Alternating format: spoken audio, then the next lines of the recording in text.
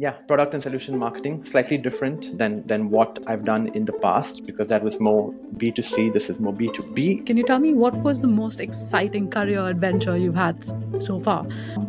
My role at Allied Blenders and Distillers, primarily as a brand manager on one of the leading whiskies in India. Ooh. However, in a regressing category, in a category that was kind of dying, and it was the regular whiskey category segment. It is very important to try and think as a consumer. One word to describe the future of marketing. Encouraging. I want to take a moment to thank you for tuning in. Your support really means a lot to me as I begin this journey. Please take a moment to hit subscribe, like, and share this episode with your friends. Sit back, relax, grab a cup of chai, and enjoy the episode. Hi, and welcome back to Marketing Over Chai. Today we have Wayne Soares, a marketing professional with over 10 years of experience in brand building, strategic insights, and even business development. Currently, he's a product and solution manager at a leading telecom company. Wayne excels at combining data analytics with instinctive decision making. Let's dive into his journey and learn about his insights. Welcome to Marketing Over Chai, Wayne. Thank you so much for being here. Thank you, Kate, for having me. It is an honor to be here, and I'm so happy for you to contact me and just to be here. It's fun. I'm always happy to. I mean, it's been a while since we've connected, and I'm happy to, get to speak to so many of my friends just while doing this. Sure. So let's dive in. Sure. So first thing first, Wayne, what's your favorite power engine drink? Like for me, it's masala chai. What do you like? So coming from India, I mean, obviously chai and tea has always been the thing. And especially growing up in Bombay, all your street vendors and having cutting as some of us and hope most of your followers and your audience know. But I think ever since kind of transitioning to Canada, it's been more coffee in that sense. Of course. So I would say coffee is the one which I kind of prefer now. That being said, all milk, no water. That's the way I like it. Oh, wow. I think you're the only other person in the world who has it the same way I do. So when I order coffee, my husband keeps joking like, you have milk with a dash of coffee and not coffee with a dash of milk.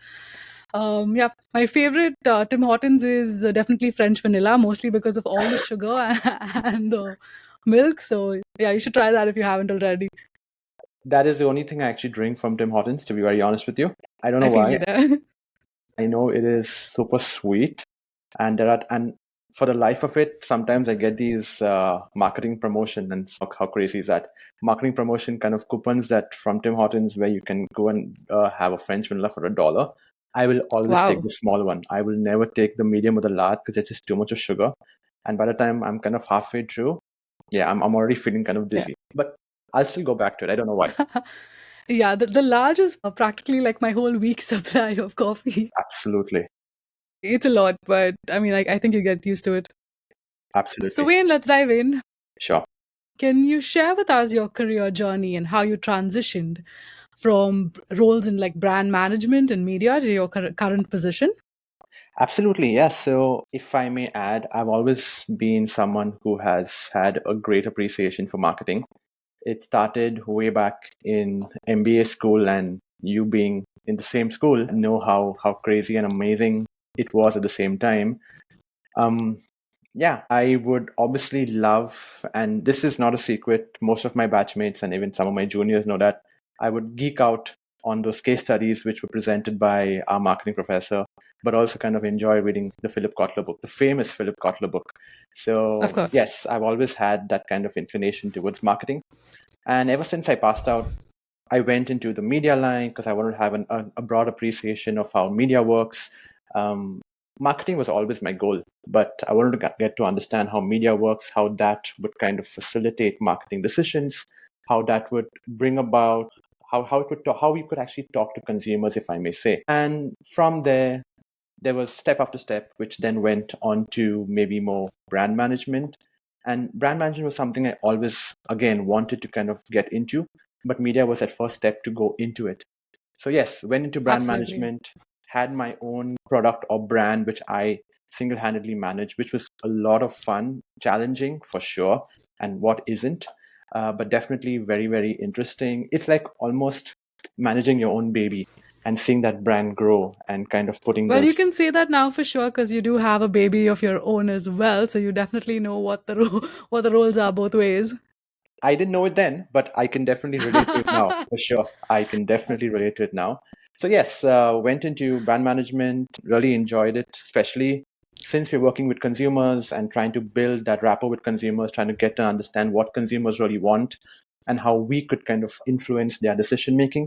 And then the move came to come to Canada a few years ago, and joined this amazing company that I am at right now. Yeah, product and solution marketing, slightly different than what I've done in the past because that was more B2C. This is more B2B in a way, but again, Hmm. nonetheless, very, very interesting, very challenging, and something which kind of gets my adrenaline kind of going on a daily basis. Of course. And we'll dive into that beautiful career journey of yours and what, Sure. solutions marketing is. But before that, can you tell me what was the most exciting career adventure you've had so far? I want to hear a story of your success. Like, I think the listeners wanted to. I know you've done like some really fantastic things, but share a story with our listeners. Absolutely. In my media days, for sure, I had. I mean, I worked with many brands, and this was in the financial services industry, in the auto industry, and in the personal care industry. But I would say one of my more favorable times and favorable journeys and periods would have been during my role at Allied Blenders and Distillers, primarily as a brand manager on one of the leading whiskies in India. Ooh.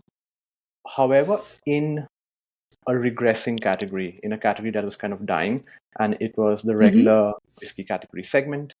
So yes, the although the brand was top of that segment, the segment in itself was kind of regressing, and that was a very challenging experience in a way, but also something where you could, as a brand manager, directly impact the way the brand would kind of move ahead and how you could take that brand to kind of growth and also to kind of even be sustainable. So I think that was a very exciting period because again, I worked with different teams. I worked with the media side of it. I worked with the sales side of the salespeople. I worked with the research part of it. I worked with getting new products into market. So I would say that that period was very, very interesting. It wasn't a too long of a period that I was in ABD, but again, it was power packed, full throttle. Yeah, fun times. Yeah. Nice. That's, I mean, you don't really have a marketing challenge unless you're dealing with something like a shrinking segment or something Exactly. where, you are creating awareness. And that's why I see why your, blood would start pumping and why Yeah, because then it's a real challenge. If you've got a product that's practically selling itself, it's doing your job for you. So, exactly. for those of us who thrive on those marketing challenges, it's not exact. I mean, while it's great, I mean, the success shows your title will increase, you will get a lot of benefits from that as Right. well. But Right. when you know you've earned it, it's a different feeling altogether. No, absolutely. I completely concur with what you're saying because when the going is good, and when you're getting your sales and when your brand is getting recognition, etc. Yeah, the plaudits and the applause, everything follows in a way, definitely. But also at certain times, it's like you've got the wind in your sails, as they say it, and you're kind of flowing with it. But Yep. I think there is a little bit more self appreciation, if I may say, a little bit more um, encouragement also from yourself that and more confidence for sure also that you feel when you actually are going against the tide, a lot of headwinds, you're actually going against it, and when you're able to kind of make a difference and a visible difference, if I might add. Absolutely. And the listeners here, if you're facing these kind of marketing challenges, don't give up. You fast forward a couple years now, and that'll probably be like one of the most exciting times of your journey in marketing. So, Absolutely. speaking of these struggles, like what are some of the biggest challenges you faced in your transition through different marketing roles and your current position? So as I mentioned earlier, for me, becoming a well-rounded and an all-round kind of marketer was always one of the goals that I had at the start of my marketing career, of my marketing journey, even when I was in B school. I remember Hence, that. Hence I kind of took up these different portfolios and roles that I call. in marketing. Before my B school, I did sales, a little bit of sales. So I kind of understood that sales part of it. After B school, I entered media. From media, I then went into brand management as an assistant brand manager to a fully fledged brand manager, managing my own product. And then when I came to Canada, I kind of now have gone into more B2B kind of things, understanding more the business side of things. When you're dealing more with the C-suite kind of directors and the CEOs and those people.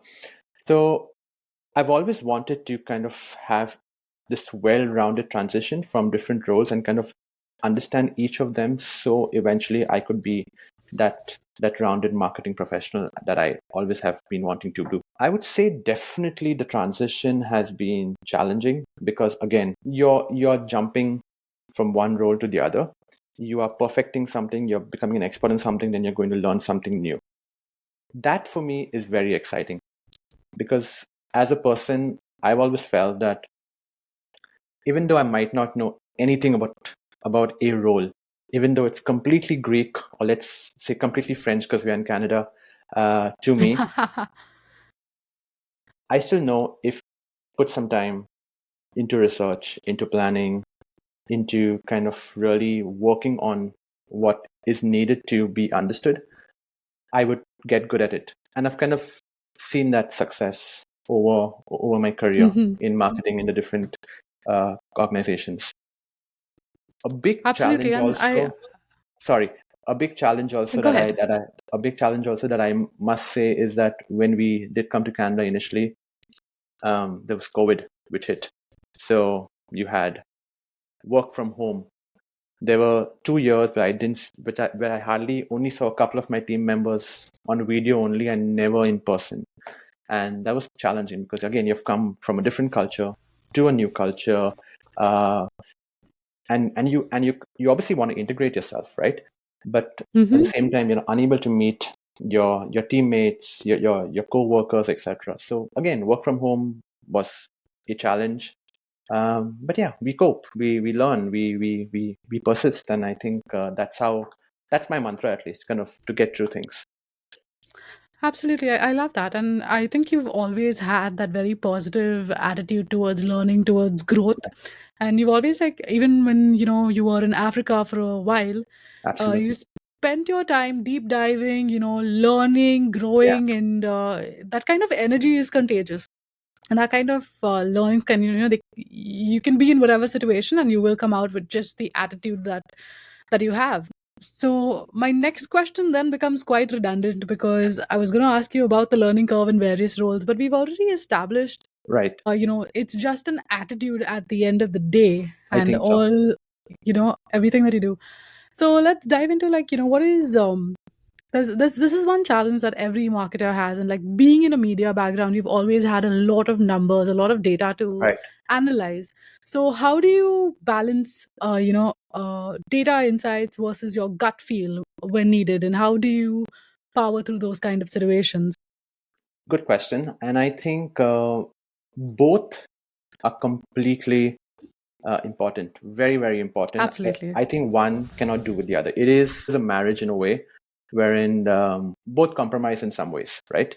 So if I may Mm-hmm. say, let's say the data side of it, primarily at the end of the day, when you are presenting to your top management, your CEOs, etc., it's very unlikely that you're going to go to them and tell them, I have a gut feel and hence want to go ahead with this plan, Yeah, right? don't do it. Don't do it. Exactly. That's marketing don't do's 101. So I would not suggest that. So you always mostly have to go with some kind of data, some kind of backing, some kind of factual evidence as to why you want to go with a particular campaign or a decision or things like that. So that side of things, data completely very, very important. But there's also a lot of the qualitative point of view where you do need your gut, especially sometimes when two things are very close to each other and you're kind of wanting to play the tiebreaker now. That's where your gut tends to go. Mm-hmm. Also, when you're doing market research and you're doing market research in person, I've learned doing that in person because in my previous jobs, when dealing with consumers as a brand manager, and we think a brand manager would mostly just sit in the office and kind of deal with different agencies and stuff like that. No, you need to get Not your many feet have the privilege to do that. right. Exactly. You need to have your feet on the street. You need to be there. You need to go. So when I was in alcohol and beverages, small snippet, I would actually go to bars and sit and understand consumer behavior, talking Absolutely.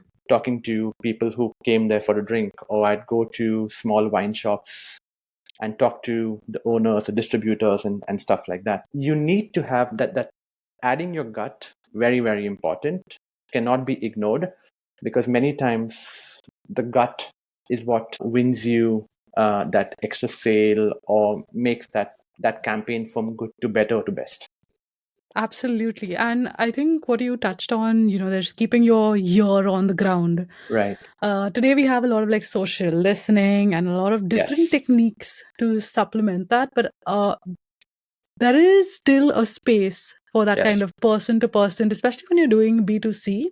Right. When you're doing B2B, it happens on your trade shows because you interact with Right. people, you have like very pointed conversations on what what you want to know about the market, what are people's thoughts, what are people's pain points, what are their challenges. Right. So there's nothing that can change that, and sometimes those conversations are very open ended and they're not really backed by significant data but Sure. they can be a starting point of your research. They can be a starting point for an idea, for a solution, for multiple things. And I think that's something that is overlooked today by a lot of marketers, but that's something that's worth putting in the effort and the time to do. One more thing, So sorry, before you yeah, go continue, ahead. I think as a marketer, Mm-hmm. when you're in an organization, you normally tend to think as that brand manager or as that employee of that XYZ organization. It is very important to try and think as a consumer. Easier said than done. Absolutely. Easier said than done. Because tomorrow, you think of yourself, if let's say, for example, there is a coffee which needs to be sold, since we're talking about coffee, Uh-huh. would I drink it? Would I like it? Would I recommend it to my friends and my family? If I'm not very sure, I don't think that product is going to do very well, in a way, right? That being said, you are Mm-hmm. not the complete whole sample size, right? You are just Yeah. one small individual. But I think it's very important to kind of understand whether you kind of are in sync with that product, and whether you would actually recommend that product to someone else, and not just do it Mm-hmm. for the glam or for a KPI that is there in your KRA or whatever that is, right? Yeah. Or for the sake of having a job. Like I think a lot of people get very, burnt out and very sad with their Yeah, work because they're doing things that they don't typically believe in. And could be. Yeah, that is something that that I would think would be the main cause of burnout, because then you are not your authentic self. So possibly. that's a great point. So what are like some of the resources or practices you follow to stay updated on continuous learning and to stay updated on things in your field? So I think just being aware in general is very important. One thing that is not well documented is having conversation with fellow peers. We can learn a lot from fellow individuals, from co-workers, from colleagues, because Mm-hmm. as we all know, each one of us is unique and different. Absolutely. So Absolutely. each one of us has a different interest, and just getting to know that, right? From there, for me, I also tend to kind of, since LinkedIn is so kind of accessible and most of us are there, um, not as much as maybe Instagram or Facebook for sure, but we definitely are also there. There are a lot of articles which come up over there, a lot of shares which people are putting it in. Although sometimes I feel LinkedIn is kind of becoming like the next Facebook also to some extent. And Yes, the dark side and of LinkedIn. I mean, yeah, and I won't say much. I don't want to be controversial, but I must say that a lot of good content comes over there. And then you do have platforms like your Yes. LinkedIn Learning and so many other platforms which are there available to us. So I think information is very easily available right now, and you don't need a ton of money to kind of have access to it. I think it's just the intent to kind of get into that information and get going. Absolutely. It's the attitude that will lead you to, Sure. where you have to be. Speaking of which, in your view, what are some of the emerging trends in product and solutions marketing that marketers should keep an eye out for in the coming months and in the coming years? I think there are quite a few, but I think I want to just talk and stress on one, which I think everyone knows, and it just involves two alphabets, and it's AI. Absolutely. It doesn't take. I mean, it's just in your face. Everyone's talking about it. All the big organizations talking about it, and it is an emerging trend. We might not know it, but subconsciously also in whatever we do, there is in our search results, in our predictive text, in the things we go to, in the messages we type, even when we're using, let's say, our Gmail, we get they complete the sentences for you in stuff like Grammarly and so much more. So I think the use of AI, and now especially this year and maybe towards the middle of last year, this whole AI bubble is really taking off. And I think it's very important that as marketeers, and I think as people in general, we know how to use AI. We know, like, the chat GPTs of the world and the platforms from Google and Microsoft, that we know it and we take advantage of it. I mean, I sometimes wish we had it when we were writing our essays in school and college, right? It would just save us so much of time. But Yeah, and I think it would have also added to the quality of the research because you just have so much more available. Yes. Even like for me, the way AI has changed is I use it as an assistant or as an intern. Correct. So I get like my primary drafts. If I have writer's block, I find that it's one big way of opening things up and opening my mind up, getting suggestions. It's very helpful. Right. I ask it to edit my work. There are like certain things that it can do really well at this point. But it has to be guided, right? Like, so it depends on what your prompts are and how you're using it. And for me, the latest thing that I discovered was two things. One was Meta on Facebook, and through WhatsApp, you can just have any image generated. And I found that very cool. Right. It saves so much of time, and it may not be the best idea. There'll be like 50, there's a lot of feedback I would want to give it, but just for things that are like low impact, those are things that I would definitely use. And it's wonderful. The fact that it can do that, which would take a designer like maybe half a day to do. Yes. I think that's fantastic.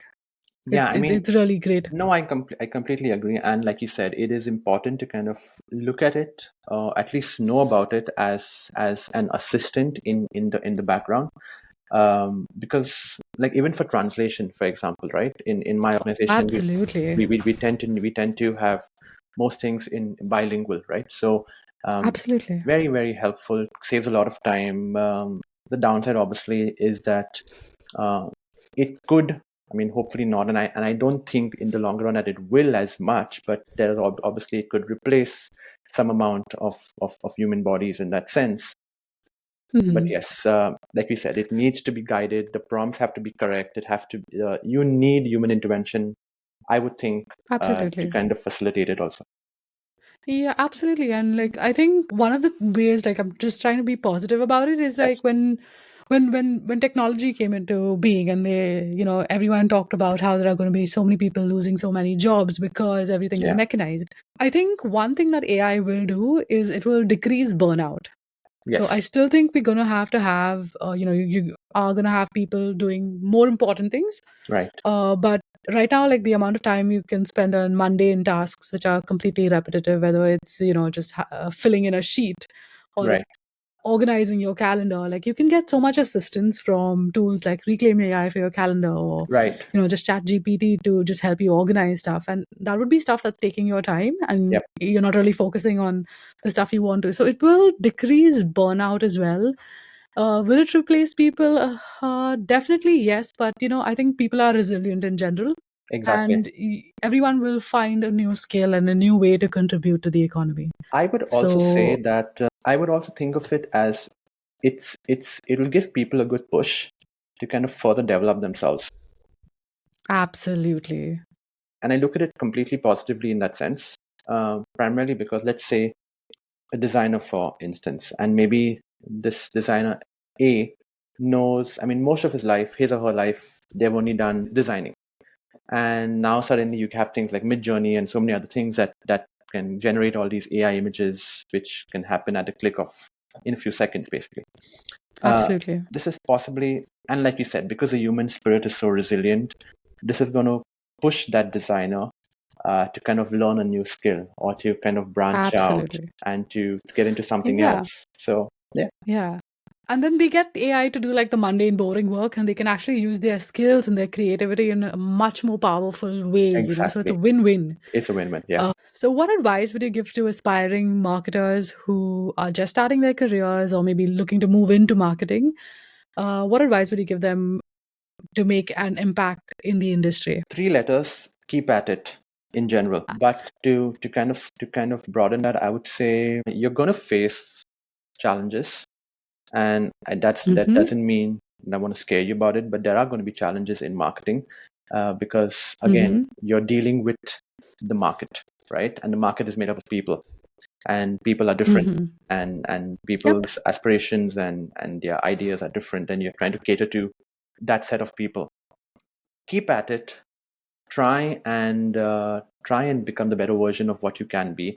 Have some kind of aspiration that you want to reach or you want to be somewhere, and learn different roles in marketing. Marketing has evolved a lot, I think, over the past 5-10 years possibly.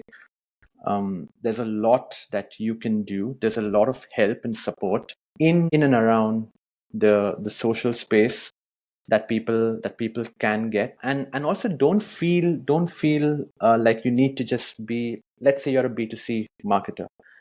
If you're in the consumer space, you definitely need to know consumers. You definitely need to do your research. You definitely need to understand them. 100%. It'll be very difficult if you have to just sit down on your desk and you take Excel sheets and data sheets and kind of try to figure out our presentations and try and build a plan and sell a product. So get to know consumers, talk to them, get an understanding of what they want, and then lastly, use your gut. Absolutely. Absolutely. And that develops over time as It well, develops over right? time. Like Yeah, yeah. just how to And you're going to face challenges. You're going to face campaigns which fail, which don't do well, which is good, which is fine. Those learnings are so Yep. much more Yeah. valuable than maybe something you ever learned in B school. Yep. Fail fast and fail hard and like fail. I think that's been one of my learnings for this year. Like I Okay, was very scared of failing at anything. Like so because of that I just didn't try. sure. But then earlier this year I was like, I'm gonna fail at 3 things and just do it. And I picked the 3 things that I really wanted to try always. So I started Sure. a YouTube channel with cooking. I broke my hand halfway through and it became too much to produce, so I had to give that up. But that experience made me so much more confident and it Sure. made me like feel like there's so much more that I can do. So Sure. here I am, and like round 2 with a podcast, which something that I wanted to always do, but I would not have had the guts to if I hadn't tried something out earlier, right? So fail fast, fail hard, and move on. And like everyone's memory is way too short to remember anything Absolutely. you've done, right? Good So for you. Good for it's you. worth, Yeah, yeah, take a chance. absolutely. How do you manage your work-life balance in such a dynamic role? Good question. Yeah, I'm someone who is big on work-life balance. I think for me, during that work period of 8 or 9 hours, whatever it is, you try and focus on your work as much as you can, and you give it your 110%, and then you complete your work, obviously. And after your work hours, I would say just forget about work and pay attention to the things that really matter to you, like your family, like your friends, and also for your own personal growth, for your self growth, and also maybe hobbies and other things that you want to do. So yeah, that's me. I mean, do whatever you do your best and your work best in those working hours, but then do also your best and give your family the best in the hours after work, because I think a Absolutely. happy mind and a calm and a relaxed mind can go a long way to be a successful, a productive professional mind. Absolutely. And very, very well said. That leads me to the next thing. Like when you have a balanced life, you've got to have like hobbies and interests, and I know you Sure. have plenty. Sure. So outside of work, what are your hobbies and interests, and what do you pursue to unwind? So for me, and I heard this recently, and I really like it, is that when it's a hobby, when you have a hobby, it is not. And I've heard this hobby a lot in the past, that people say I listen to music, but I mean, and for whoever says that, no offense, and I'm not critiquing you. I just feel that when it is a hobby, it has to be a little bit more creative, Active. or you active, more creative, and you have to create something or do something. So for me, music is one, and I love to play the guitar. So that is something which I play, and I enjoy on. Then sport is something else which really gets me going. So again, I watch a lot of soccer, and for all the Manchester United fans, here's a shout out. But yes, I love to play it as well, and I enjoy that. And then I also tend to write a lot in my spare time, in my free time. I kind of enjoy writing. No active blogs as such, but just own personal writing and stuff like that. Is there a place that our viewers can see your writing work? Do you post it online anywhere? I used to, and then I kind of stopped. But yeah, it watch the space. It might come up soon again. Okay, I'll be happy to share a link in the Sure, description when it's ready, and we sure, can, absolutely. we can all go in and check it out. This brings me to the next most interesting segment, and that is the rapid fire round. Awesome. Wayne, are you braced? Yeah, I mean, is there like a hamper or something I'm going to get after this? I mean, virtual hamper. So, I'm kidding. yep. I am. Yeah, I'm kind of scared also. Yeah. It depends, because rapid fire is always No. it's kind of nervous, and a nervous kind of thing. But yeah, let's see. I think it's just in the name. I think you could, like, the questions are very, very, very fun and light and simple, Awesome. and they're meant to just like give you like your Sure. reaction Sure. about certain things. Yeah, Sure. all set then. So here we go. What's your favorite social media platform? I'd say Instagram. Email marketing or content marketing? Content marketing. Influencer marketing or affiliate marketing? Influencer marketing. Long form content or short form content? Short form. Moving into a little bit more of personal preferences. Are you a morning person or a night owl? Morning person. Do you like city life or the countryside? All my life, I've grown up in the city. And it was good. It was really good. But I think now, I know it's a rapid fire, but still, I think now I kind of enjoy just the quieter surroundings a little bit more. I'm not the city party person that I never was, actually. But yeah. Yeah, I think countryside. I completely agree, but I still have to check out like what rural living is in Canada. Right. I haven't done that yet, but I'm excited because everything is just so picture perfect, beautiful. Correct. If you just drive even a little bit out, just see the fields, the farms, it's like, wow. Absolutely. But moving on to the next question. What do you think is the biggest marketing trend of 2024? AI. One word to describe the future of marketing. Encouraging. What do you think is the most overhyped marketing tool? Not a big fan of email marketing, to be honest. Okay. Best piece of marketing advice you ever received? Let me see. Best piece of marketing advice. I think feet on street is something which I've heard a lot, and I kind of agree. So yeah. And also, it basically broadens out to understand your consumer, and then you shall win. Yeah. Feet on the street and great work in the Excel sheets is, what I think is really important, and that works. First thing you do in the morning? After brushing my teeth, a spray. Nice. A book that changed your life? A book that changed my life. It doesn't have to have changed your life. That's too big a question, but a book that you like. Can I say the Bible? Because I think so. Yes, you can. Yes. You're the second person on the show who has said it. The first person didn't want to say it out loud, but I think we're all big fans there. A hobby you're passionate about? Playing music or the guitar, if that works. Favorite ad? So I really enjoyed, a Canadian ad which I really enjoyed, I think it was the PC ad. What's the tagline? We all in this together, something that way, where it's the one where everyone sits in the hallway and eats food together, where everyone's initially so busy on their cellular devices and stuff. So I really like that ad. I think it kind of builds community, diversity, everything so intricately together. So I really like that ad. I think it's PC. Yeah. Oh, very nice. One skill every marketer should have. I think growing a thick skin is important, and I don't know whether that's a skill. Absolutely. Whether that's a It skill, is. right? So I think so I think growing a thick skin, because you're gonna face rejection, you're gonna face failure, you're gonna face people who will not like what you say, and you're also Mhm. gonna. And I also think humility. I think humility also is very very important Absolutely. as a quality, because if you're humble enough to take advice from a senior or a co-worker or even a junior, that can take you a long way. That's true. Hierarchy doesn't matter when you're getting advice. Absolutely. Your proudest professional achievement? Successfully growing a brand in a segment that was shrinking. Beautiful. Okay, so here's a few hypothetical scenarios. If Sure. you could work in any industry other than marketing, what would it be? Sports. Oh, wow. If you could instantly become an expert in something, would you be it? What would I you be? be? Sorry. Or what would I be? What would, yeah. Soccer. Okay.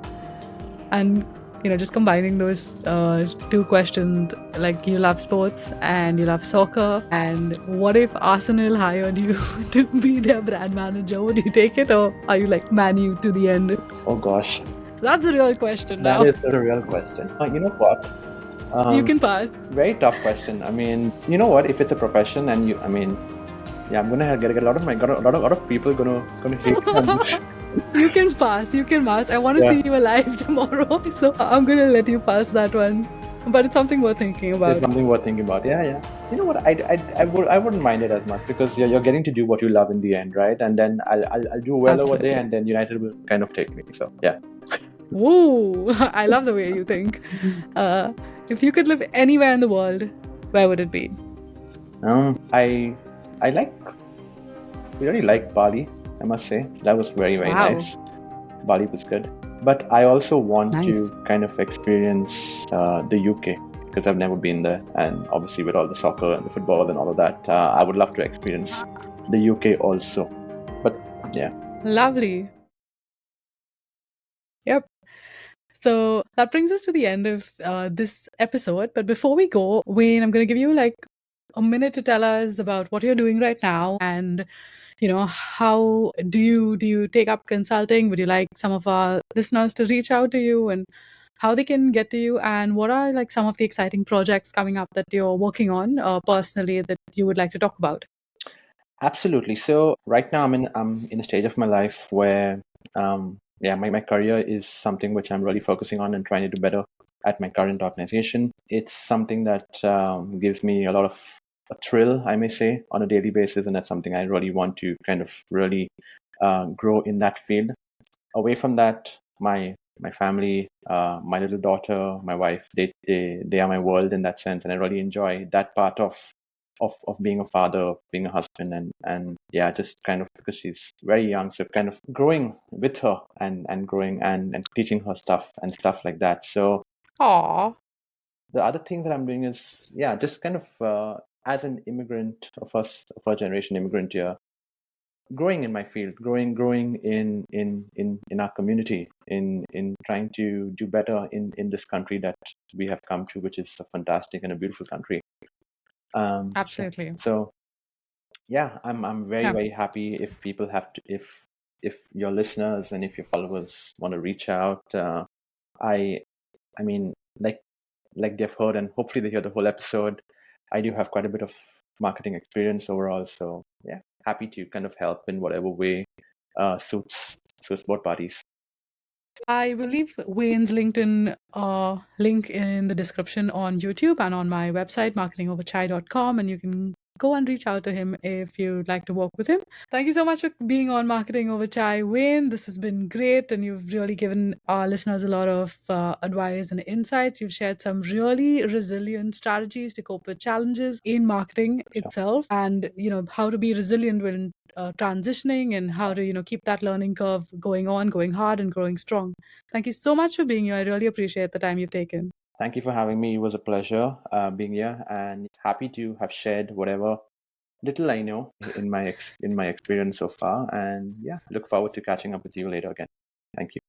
You're too humble, Wayne. Thank you. Thank you so much for tuning in. I really appreciate your support and you all being here. I'm on a mission to get 100 listeners on Spotify, and I'd really appreciate it if you all can share, like, and go follow me on Spotify as well.